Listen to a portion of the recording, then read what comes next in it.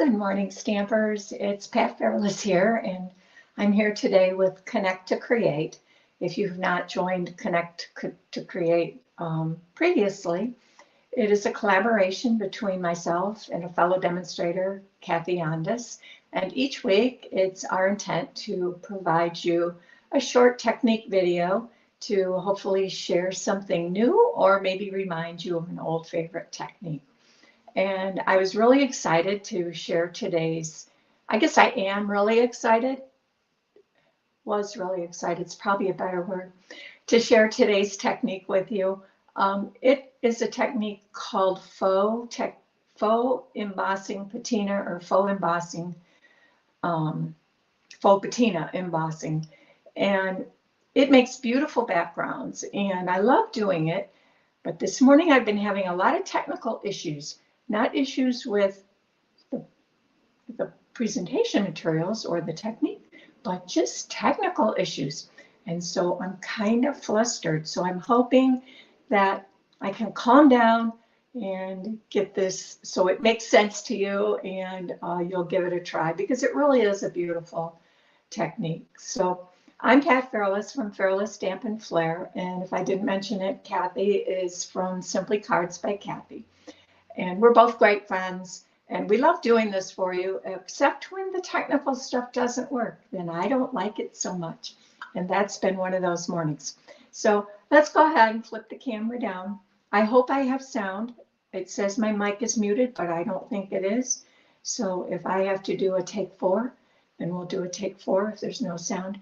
But hopefully you can all hear me okay. So let's go ahead and switch the camera and get started. So this Faux Patina Embossing is mainly meant to make great backgrounds for your cards or whatever projects you're making. And it uses quite a bit of tools, and you have to have an embossing folder. You need to have, I'm going to say you need to have this hard rubber brayer. Now you could try to use daubers or your blending brushes, but I don't think it's going to work as well. I honestly didn't try it because knowing how the technique works, I'm really recommending that you have a hard rubber brayer. Even a foam brayer, I don't think is going to work well. Stampin' Up! No longer sells these. This was one I purchased from Stampin' Up! Many, many years ago, although it doesn't have their logo on it anywhere, but I know I ordered it from them. But they no longer sell them, but I did check Amazon, and probably any of your crafting stores would have them, but Amazon has tons, and they're relatively inexpensive. So if you don't already have one, you might, and you want to try this technique, you might want to get one of these. And then we need an embossing folder. Obviously, anything that says Faux Patina Embossing needs an embossing folder, but it also, we're going to do heat embossing. So there's lots of embossing, dry embossing with a folder and heat embossing. I have tools all over the place here, so I hope I have everything out now that I need. The first step in the technique is to get your embossing folder, and we're going to apply ink with the brayer to the debossed side. Now you're probably, if you don't know what I mean by debossed is the side with the indentations on it. And with Stampin' Up! Folders, this is, I'm going to say 100% of the time, I've never seen a Stampin' Up! Embossing folder that it wasn't the side that has their logo. So when I rub my hand over this surface, I can feel the indentations. On this side, things are raised. The images are raised, or the patterns raised. This side, they're debossed. So the first thing we need to do is to apply ink to this. And I usually recommend a minimum of 4 different colors. You're going to need 1 ink for applying on the embossing folder, and that becomes your background of your technique sheet. So you want this particular color to be a lighter tone, not too dark, because you're going to apply other colors over it. And if you put the dark one down first, then obviously lighter colors won't show. So start with your lightest, one of your lightest colors, and apply that to here. Now my additional colors I'm going to use today are Flirty Flamingo, Tahitian Tide, and Pacific Point. And I will show you what I'm going to do with those after we get this inked. So let's go ahead and get this inked. First thing I need to do is ink up my brayer, and then I'm just going to roll this ink onto my embossing folder. And I like to make sure I got the whole thing covered, because that way, if I don't get the paper in exactly the right position, it'll get ink on it. Okay, so I'm going to set this aside before I stick my hand on that brayer, which is covered in ink. And that's the only use for your first color of ink. So I will also put that out of my way. Now, I'm going to show you how I load my paper to this embossing folder, because what you don't want to do is, if you lay it on the ink side and you happen to move it, it's going to smear all over. So you don't want to do that. So I like to lay it on the opposite side of the folder. On today's embossing folder, this is the Splatters embossing folder from Stripes and Splatters. It doesn't really matter on this one because it's kind of an all over pattern if it's straight, but I still like to just get it straight and then pick up my embossing folder and push it over to the other side and hold it so that your paper does not slip. Now I'm going to bring in my brand new boho blue mini Stampin' Cut and Emboss. Isn't it cute? This is why I wanted to use the smaller folder, so I could use this machine and show you. It's so cute. And for the sandwich here, we need, because this is a 3D folder, we need a number 4 plate. This is probably glaring like crazy. And a number 2 plate, or a number 1 plate. Oh, I have the wrong plate. Hold on. I guess I didn't have everything.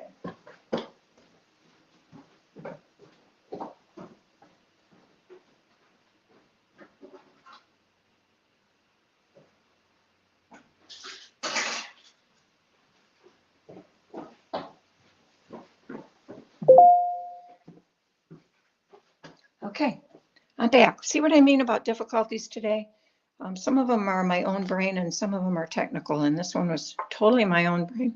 So I've got a 4, put it sandwiched between, and number 1. Now, if you've used these mini ones, what I've found, and the directions do say this, is to stagger your plates. So have the bottom one be out a little bit further from the front one, and that helps you to feed it and get it started into the machine. And as long as I've done that, I have never had any issues with getting these through the embossing, the mini. That's also good thing to do, just if good practice to get into for even your full-size machine. If you stagger them, it just makes it go through a little bit easier. So then we're going to carefully open this up and look at that. Isn't that cool? These were the debossed areas, so they didn't get ink, obviously. So let me set all my, like I said, I got a lot of stuff around here today. Get that out of my way. Now, the next step is I showed you these 3 other colors, and I usually like to work from light to dark ink. And in this case, I'm going to use a sponge dauber. So I'm going to add some splotches of color to this with my sponge dauber. And it's just, and you're doing this kind of lightly. It's up to you how pink you want this. When you see my card, and I'll show you the card, this is going to work like kind of a watery sky is what I'm going after here. So I don't want a lot of pink, just a touch here and there. So let's get done with the Flirty Flamingo. Get a new dauber, or a clean dauber. And this is the Tahitian Tide. So now I'm going to add a little Tahitian Tide here and there.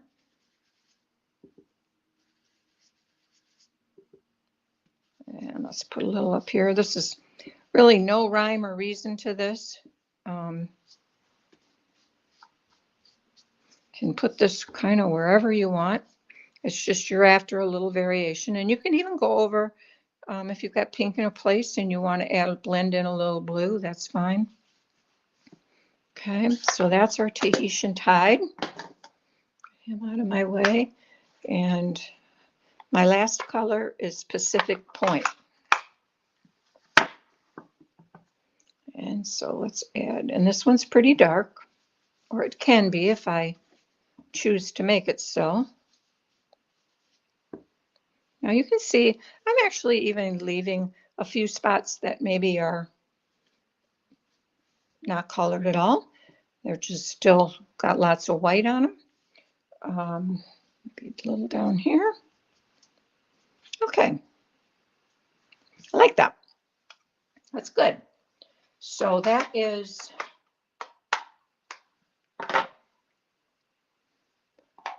the first, what would you call that? 4 steps. Now, for the next step, we want to make sure that this is dry. And when I say dry, I mean dry. So you can set it aside and let it dry if you so choose. I've got to move some stuff out of the way here as I bring in my heat tool.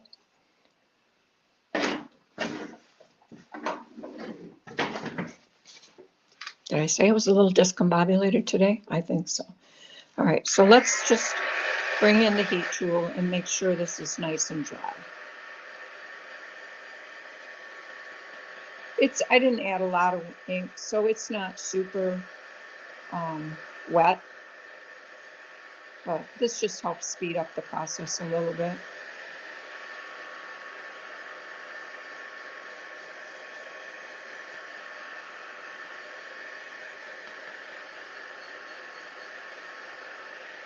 Okay, we're not done with the heat tool just yet, but let me, yeah, that feels dry.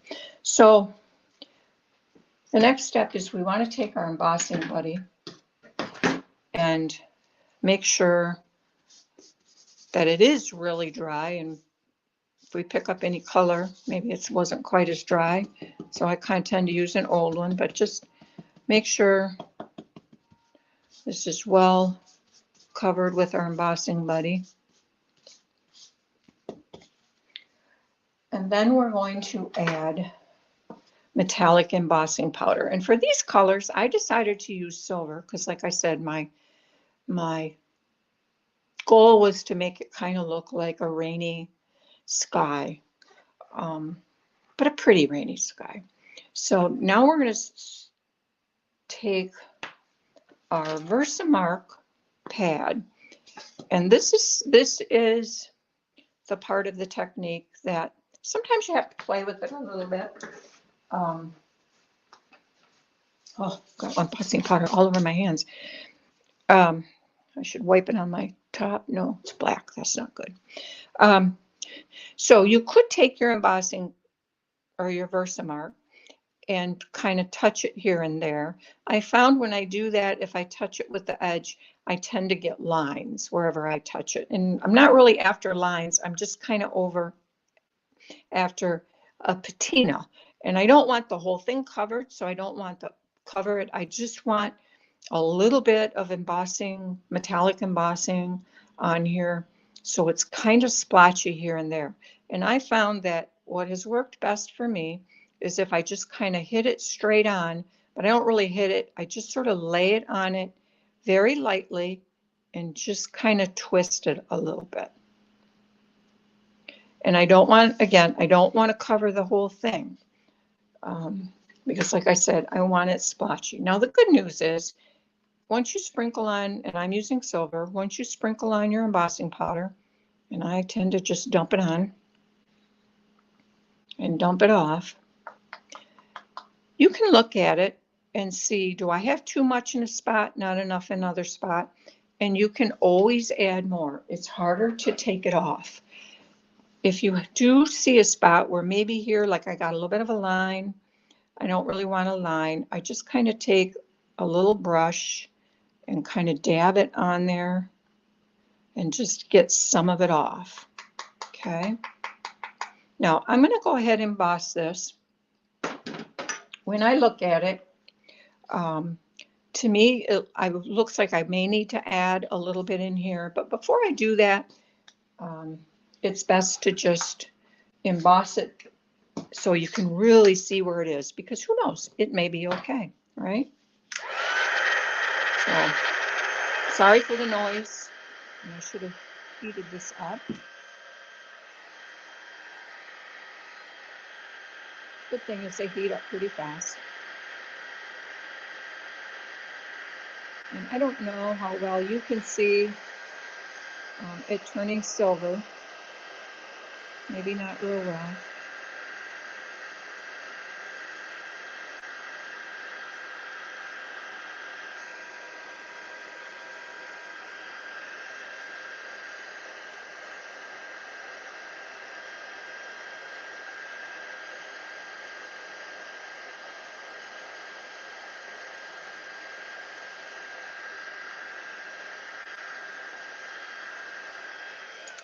Okay, and like I said, I do think it needs a little more. I don't know how well you can see that. I'm going to add a little bit more in this area down here, because I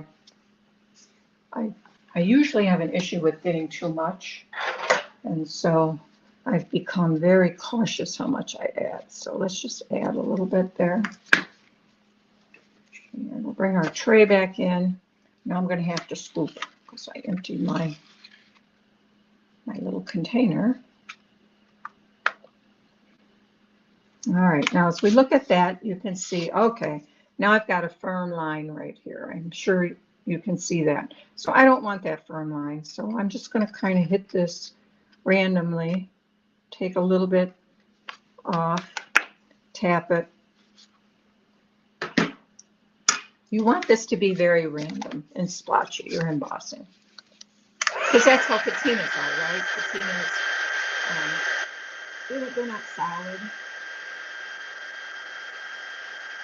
They're not covered on whole surface. They're kind of here and there. Okay, I like that. That looks good. Set that out of my way. Like I said, I got so much stuff over here. So that is Faux Patina Embossing. You bring it up, can you see it? And every piece is going to look different. But I'm happy with how that turned out. I think that turned out really pretty. And it'll make a beautiful use on a card. So let me now bring in the card that I made. This is the card. And this little card is made with the stamp set called Playing in the Rain. I just got it recently. These little guys are so cute. And this actually came from, I didn't stamp this. All I did was die cut it from this designer series paper. It's this little guy right here. This dies that come with it will cut out each of these, the bunnies, the turtles. There's even flower ones, but I don't think they cut out this flower. But just let me show you quickly a minute this paper. This paper is so cute. It is a specialty paper. It's got sheen on it, and I think you can see the sheen. The umbrellas, I love that one. This one is just raindrops, and all these raindrops are shiny, so they look like rain. Here's some other cute critters. Aren't they adorable? I love them. More raindrops. Looks like lots of raindrops here. And then this one looks like a garden of flowers. And the other side are somewhat more solids, stripes, small patterns, beautiful, bright, cheery colors, right? But the sides are my favorite. So that is my first card I want to show you. On the inside, I kept it very simple, and I just used one of the sentiments from the stamp set. Raining days are better with you. And then on the envelope, I created the technique right on the flap of my envelope. So that works too. So it's a great way to decorate your envelope and make a nice impression as it comes in the mail. Maybe you'll even make the mailman smile, who knows. So that's the first card I made, and that's the one I'm going to show you how I did the technique. All the rest of the techniques, I will show you the colors that I used and the embossing folder. So this one here with our rainy days was made with the splatters embossing folder from the set of stripes and splatters embossing folders. This one was made with the folder called quatrefoil foil tile. I'm not sure how to say that word. And the stamp set here is decorative borders.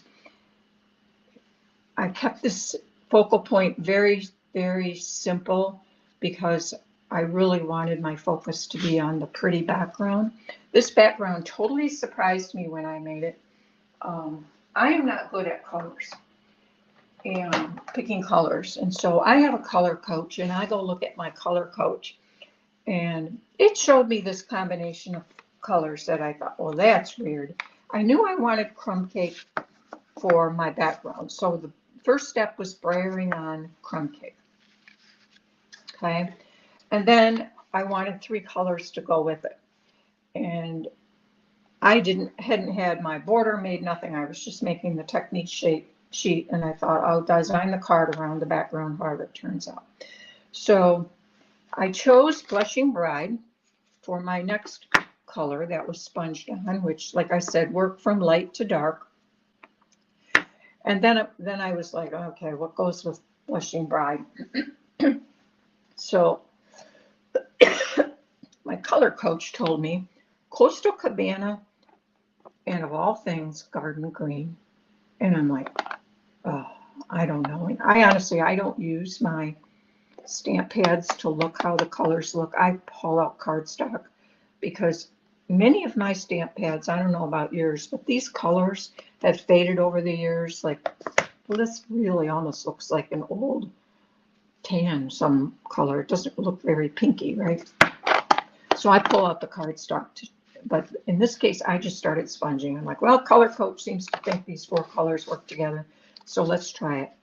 And look at, isn't that pretty? That green on there was just what it needed. You can see the Coastal Cabana in there, but the darker green in some spots gave it a really nice pop. And I actually ended up, of all things, mounting it on Garden Green. And I never probably would have done that. Garden Green isn't one of my go-to colors. So that's that card. This is embossed with copper embossing powder. My Faux Patina here is also copper embossing, so that's why I stuck with copper here. So that is my second card. These out of the way. And then my third card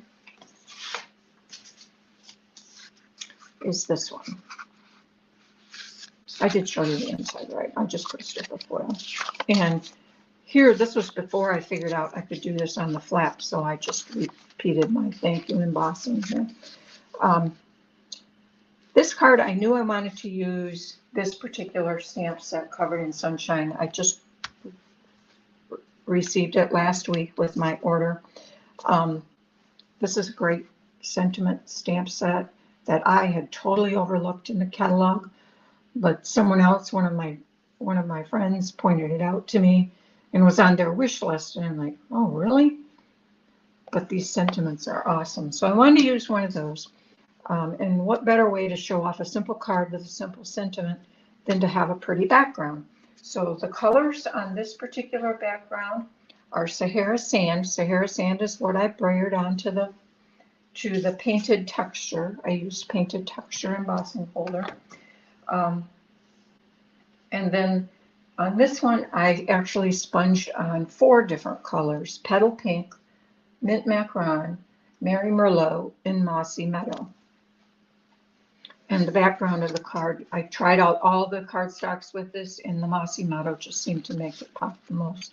So added a little bit of gold ribbon. I think this may have retired with the Fall Mini. I'm not sure. Love that ribbon.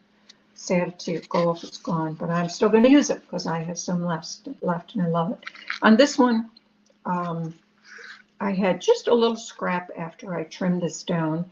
I will say that normally I will make this background, the technique, a larger. I'll use a quarter sheet, so 5.5 by 4 1/4. And then if I want to cut it down, I can use the scraps to decorate it someplace else. This one I did have just a tiny little strip that I just added on the inside. And this was my first attempt at doing this is on Very Vanilla, by the way, so it also gives it a little bit different look. First attempt at doing it on the envelope, and I was really happy with it, so that's why I did the same thing on this one. So those are my 3 cards for this technique. I hope you like the technique. I hope I didn't make it look too hard. It really isn't. There's a fair number of steps, but they're all easy steps. So let's go ahead and flip back my camera, and we will wrap this up. I hope I have sound. I'm really worried I have no sound and I have to do this all again because I really don't want to do it again. I got other things to do today. So I hope you enjoyed it. Have a great day and a great rest of the week. And Kathy will be back next week with a super technique, I'm sure. Bye-bye, everybody.